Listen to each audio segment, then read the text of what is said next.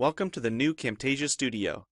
We encourage you to watch and play with this Getting Started project video to learn some of the most important concepts of using the editor. If you want more in-depth tutorials that will walk you through the entire process of recording, editing, and sharing your videos, then please watch the Getting Started tutorials using this link under the Help menu. The editor is divided up into three main areas: the clip bin, the timeline, and the canvas.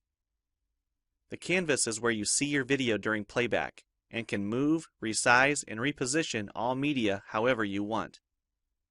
The timeline is where you assemble and edit your video. At the top of the timeline, tick marks represent time in terms of minutes and seconds. When building a video, you'll work in a horizontal manner, beginning from the left and moving sequentially through time toward the right. The tracks are layered on top of each other, so media you add on higher tracks is viewed on top of media on lower tracks in the canvas. For example, this callout is placed on top of the video track on the timeline, and therefore is on top of the screen video on the canvas. If I drag the video track on top of the callout on the timeline, the callout is now hidden behind the video on the canvas. Use the zoom slider to magnify the view of the timeline. This is very helpful when making precise cuts and selections, like removing ums in your audio. New media can be dragged and dropped on an existing track, or a new track is automatically created when media is dropped at this location at the top of the timeline. To change the position of a clip on the timeline, just drag it. To change the duration of a clip, drag the edges in either direction. An important part of the timeline is the playhead. To view your video, click play. Notice how the video and the timeline's playhead stay in sync. Click anywhere along the timeline and the playhead moves to that point. To remove a portion of your video, make a selection with the green in point and red out point. Then click the cut button. If you don't want media cut on a specific track, just click the lock icon. If you make a mistake while editing, press Ctrl-Z on the keyboard to undo, or choose Edit Undo. Double-click the playhead to deselect. Next, we'll look at the clip bin in the library. The clip bin holds recordings, audio files, images, and title slides being used in the project you're currently working on. The library stores video clips, intros, callouts, title slides, and other media assets you want to use from project to project.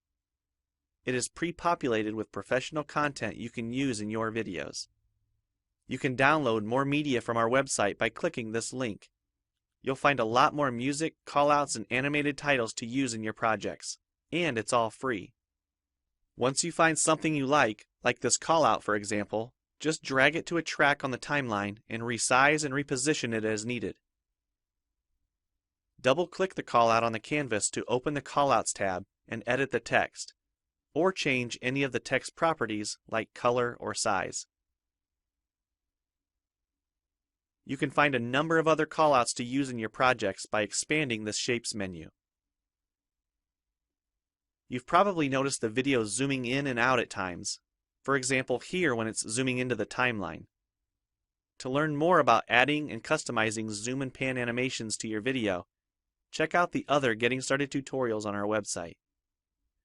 We've talked about some of the tabs already, but be sure to explore the others for adding and editing special effects. If they don't all show up as tabs, click on the More tab to explore others, like the speech-to-text capabilities and captions, and the improved quizzing.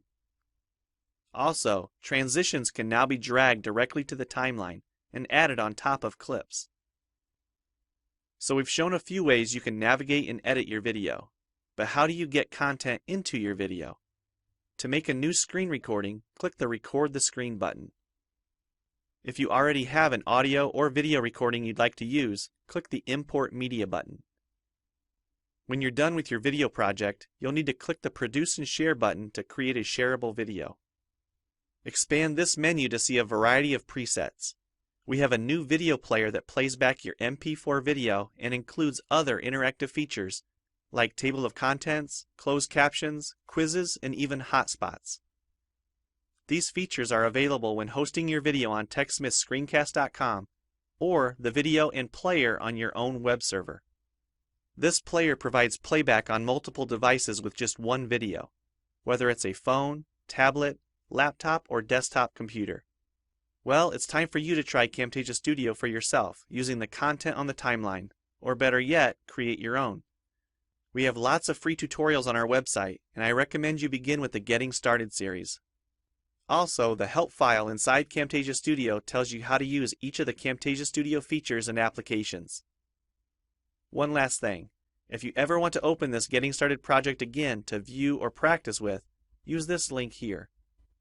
Thanks for watching, and we hope you enjoy Camtasia Studio.